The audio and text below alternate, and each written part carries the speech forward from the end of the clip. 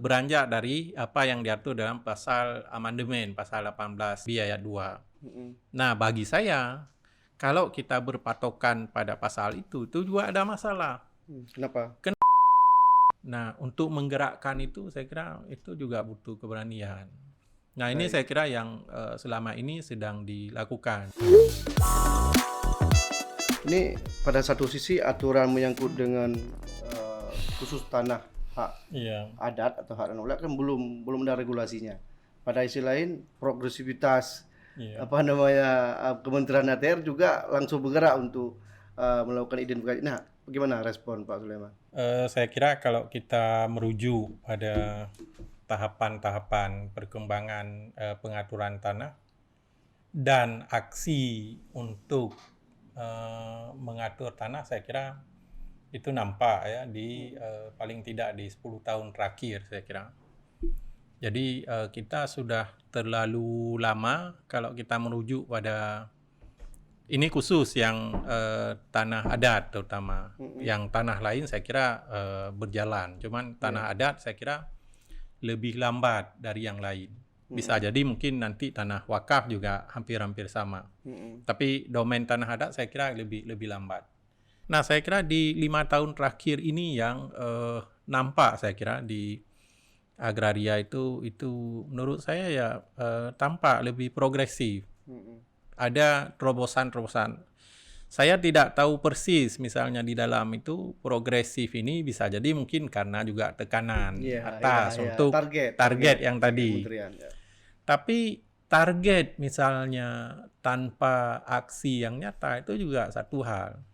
Nah, keberanian ini saya kira itu sangat penting bagi perkembangan tanah terutama. Nah, bagi saya sebagai akademisi mungkin yang saya lihat adalah kita nanti suatu saat bisa menarik garis tegas misalnya. Kalau misalnya batas yang tadi pemerintah misalnya sudah menentukan 2025 itu sebagai titik nanti pada pengaturan keakanan, bahwa konflik nol mungkin, Pak Adli mungkin yang tadi menyebutkan. Nah, itu kita bisa tarik batas. Jadi setelah 2025 itu tanah-tanah yang diatur sejak sekarang itu berkemungkinan itu akan sedikit sekali konflik. Mengurangi persoalan-persoalan yang dihadapi oleh negara. Ini yang saya kira kalau kita lihat secara makro urusan negara kan ke situ nanti. Betul. Konsep mensejahterakan negara dan rakyat itu melalui meminimalisir konflik yang terjadi di ranah tanah.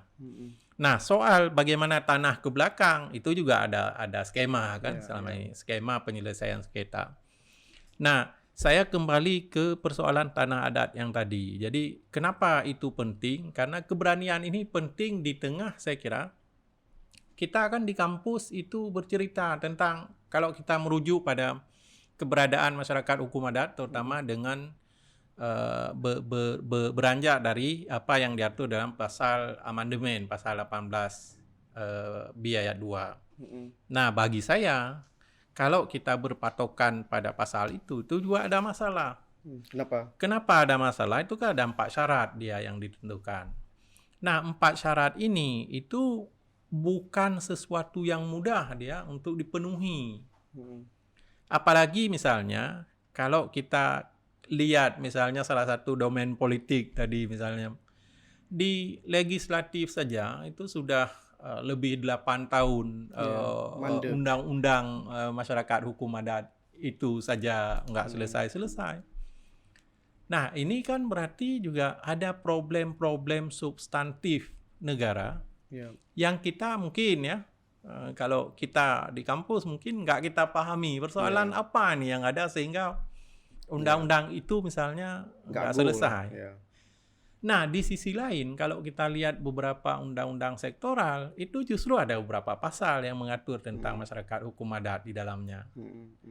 Nah, saya kira celah ini yang antara lain digunakan oleh Kementerian BPN saya kira selama ini. Nah, itu saya kira sangat penting, tapi celah ini tidak mungkin terrealisasi kalau misalnya kalau kita bilang misalnya upaya, misalnya keberanian juga kalau kita bilang. Nah, untuk menggerakkan itu saya kira itu juga butuh keberanian. Nah, ini saya kira yang selama ini sedang dilakukan.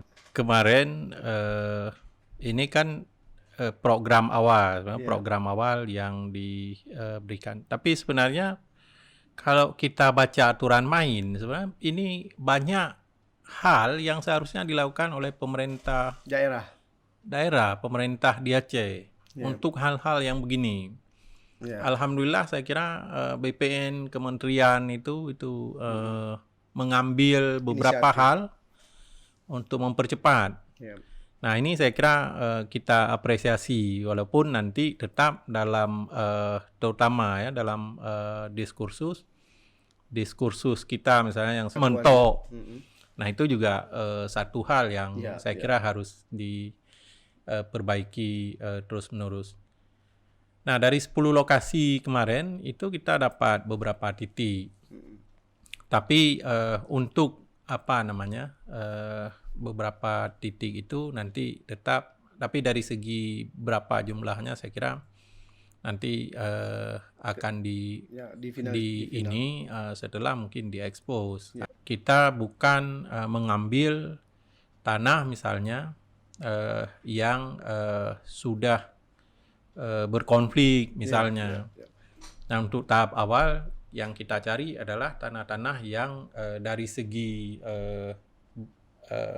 realitas empiris dia ada, tapi juga ketika kita lihat dengan skema pengaturan itu juga jalan. Dan faktanya ada memang. Ada saya kira. Dominasi pemegang subjek haknya siapa? Kalau kita untuk Aceh itu tetap kita berangkat dari konsep mukim dengan gampung. Tapi kita tetap berangkat dari itu. Kenapa? Karena ini yang memiliki proses perjalanan yang sangat jelas ya, bisa diverifikasi dia dalam perkembangan sejarah saya kira. Jika video ini bermanfaat untuk Anda, silakan subscribe, like, dan nyalakan loncengnya.